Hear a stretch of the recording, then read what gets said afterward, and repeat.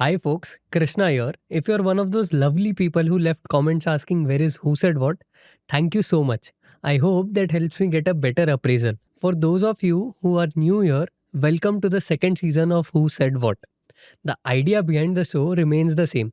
We pick the most interesting and juiciest comments from business leaders, fund managers, and the likes and contextualize things around it. With that out of the way, I have three comments for you from Rajeev Thakkar to JSW's Parth Jindal and the very futuristic George Church. See, it's been about a year since I really started paying close attention to the news, listening to earnings calls, reading transcripts, and watching what company managements are saying. And one thing that stood out almost immediately was how many FMCG CEOs kept repeating the same thing. There's a slowdown in consumption, the middle class is shrinking, demand is weak, and that sort of stuff. And honestly, it made sense to me. If you look at the numbers, the volume growth versus the PAT growth, the gap was clear. Plus, these are the people that are closest to the customers. The chairman of Nestle India observed that the middle segment, which historically formed the core customer base for FMCG companies, appears to be diminishing. The sentiment was reinforced by Hindustan Unilever CEO Rohit Java, who noted that the overall FMCG volume growth has decelerated, reflecting weakened demand with urban markets continuing to slow even as rural areas show signs of gradual recovery. The MD and CEO of Colgate pinpointed this issue even more precisely, stating that the bottom 70% of urban India is experiencing significant pressure, which is dragging down overall volume growth. After listening and reading all of this, I was pretty much convinced. But then I came across something Rajeev Thakkar, CIO of Parag Parikh Mutual Fund, said in a recent chat with Money Control, and it really made me think. He said, Let me argue that there is no consumption slowdown.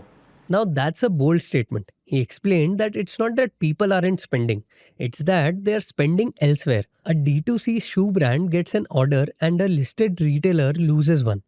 IPL tickets sell out but multiplexes sit empty.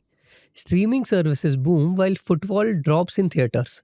Now you could poke out holes in this argument, but it's definitely a fresh perspective, especially when almost every FMCG CEO over the past few quarters has echoed the same concerns. If Rajiv is right, the implication is clear.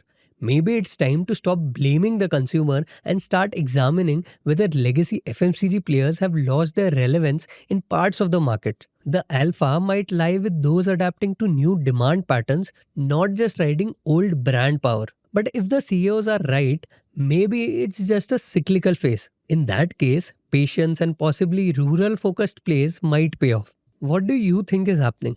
So there has been a lot of chatter since JSW acquired AkzoNobel and even before that. In an interview with NDTV Profit, Parth Jindal revealed what drove them to chase this deal.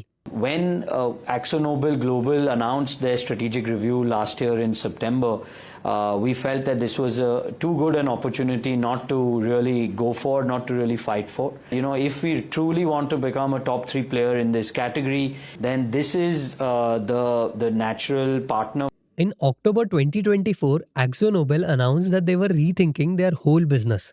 They wanted to focus on industrial coatings, that is the kind of stuff that goes on cars, planes and ships, which is their main money maker globally. And there was a pretty clear hint that they might sell off their house paints business since that's not really their core strength. While the JSW AkzoNobel acquisition is indeed significant, there's a broader pattern at play here. Over the past few years, many foreign paint giants including Sherwin-Williams, Nippon Paint and now AkzoNobel have reduced their presence or exited the Indian decorative paint market altogether. Clearly, something distinct is unfolding. See, India's paint industry functions very differently from the global norm. Domestically, decorative paints, which is consumer-focused products for homes and commercial spaces, drive demand.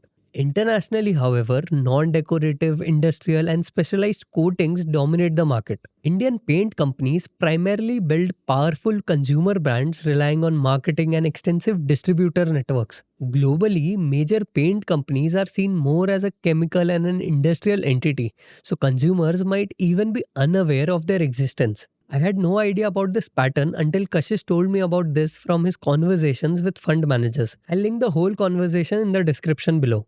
Coming back to the point at hand, this was amplified by AkzoNobel CEO as well in an interview with ET. In essence, he basically pinpointed precisely what foreign players frequently miss in India, which is deep local market insights and agility. See, I mean, paints might look boring, but when you see India's largest companies fighting tooth and nail to buy AkzoNobel, you know something big is happening.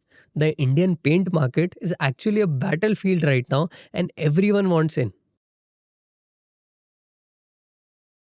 See, Dwarkesh is one of our favorite internet nerds. We have stumbled upon a lot of the more futuristic stuff we talk about on his podcast. And recently, he came out with another absolute banger, a 90 plus minute conversation with the superstar geneticist George Church. See, Dr. Church is a pioneer of genetic engineering. Both his admirers and critics claim that he has a habit of playing God. Only his admirers are surprised by what he does, while his critics think he's reaching too far. A lot of his work is around playing with the genetic code of living things to see what's possible. Only recently, his company Colossal Biosciences recreated the dire wolf, an extinct animal that you have probably seen on Game of Thrones. I mean, he's made the idea of extinction extinct. Their interview is a chock full of very interesting ideas on what the future of biology might hold. They talk about everything from humans becoming functionally immortal by 2050 to how one could, in theory, replace every cell in your body to reverse aging, to how you could create nanofactories where living things are designed to build complex machines. The conversation is really worth getting into. Now, we know nothing about this space. To us, this was a primer of sorts on all that might be possible within our lifetimes. We thought we'd just share some of the cooler bits with you. For one, Dr. Church thinks we are at the verge of biotech revolution. Yes, so we have something that's about the same speed, a little bit faster than Moore's Law in biology. It's more recent is one aspect of it. So we could kind of stand on the shoulders of the electronics giants to go a little bit faster, to catch up. I would say we do. I mean, we have the biotech industry, which has used that exponential curve to get better. It's also possible we're close to the big payoff, is the other aspect, or the beginning of the big payoff.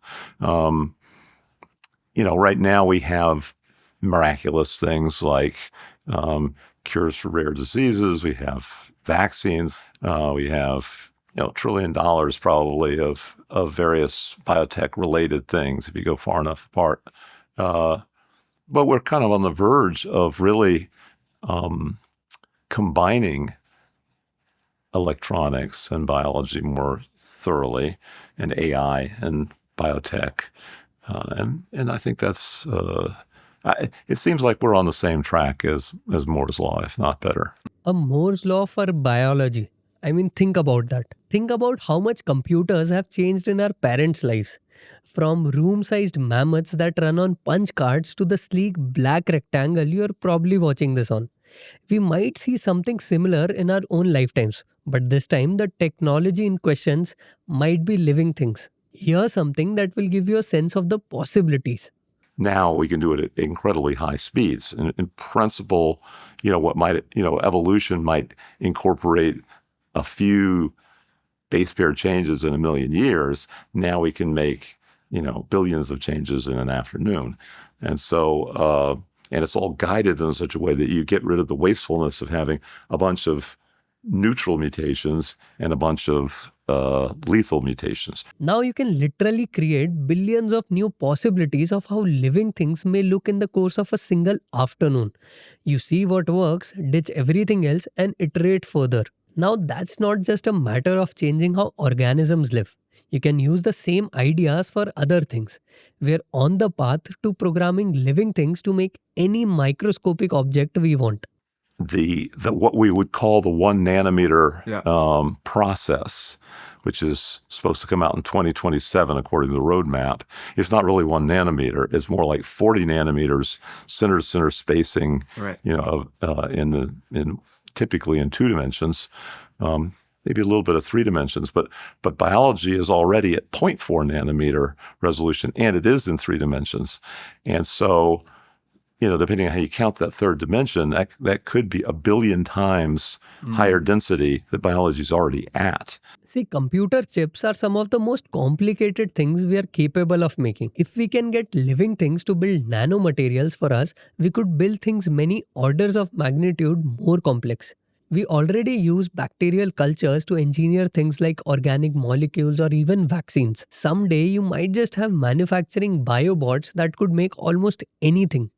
But yes, it's amazing to think about. What if you could take, a cornfield or a nuclear reactor, and suddenly 30 minutes later you've got 2 of them, right?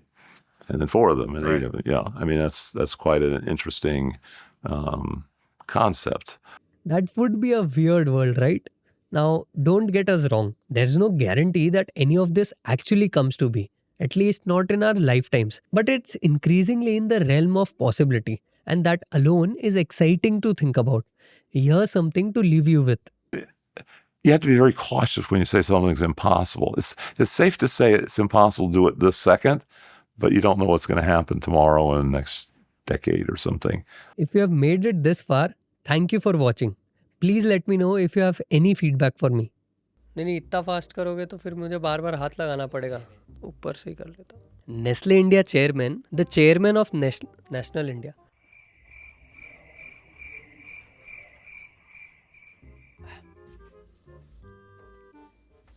चलेगा. कैसा था अब तक? Nice.